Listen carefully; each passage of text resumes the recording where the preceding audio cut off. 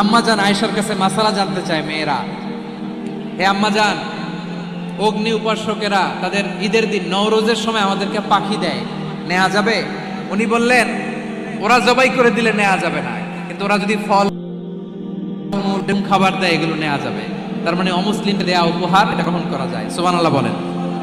শুধু তাই নয়, বিষ্ণু ঈসা ইসলাম অমুসলিমদের সাথে আর্থিক লেনদেনও করেছেন, ফিনান্সিয়াল ডিলিং করেছেন। অমুসলিমদের সাথে প্রয়োজনে আপনি ফিনান্সিয়াল ডিলিং করতে পারবেন।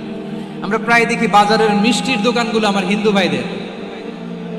লালমনির হাটে মিষ্টির দোকান, দইয়ের দোকান কারা চালায়? হিন্দুরা চালায় না। তারপরে যে বারবার শপ চুল কাটে যে নাপিত, অধিকাংশ নাপিতের দোকানে কারা?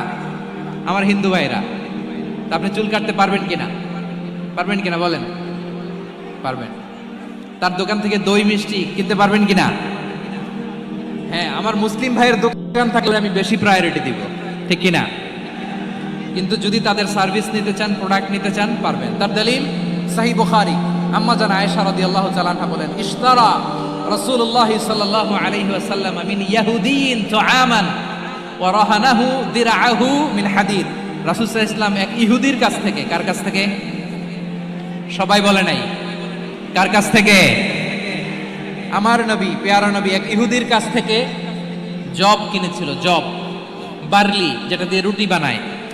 ওই জবের দাম দেওয়ার টাকা পয়সা নবীর কাছে ছিল না। ফলে নবী ওনার একটা পোশাককে মর্গেজ রেখেছিলেন, মর্গেজ, বন্ধক, যে এখন এটার দাম দিতে পারবো না, কয়েক কেজি বার্লি নিয়ে যাই আর বন্ধক হিসেবে আমার জামাটা রেখে গেলাম, যেদিন দাম দিব ওই দিন জামাটা ছুটায় নিয়ে যাব। সুবহানাল্লাহ পড়বেন না? বাকিতে নিছিলেন, বাকিতে। দিরআহু মিন হাদিদ, লোহার তৈরি বর্ম, মানে যুদ্ধের পোশাক, লোহা দিয়ে বানানো।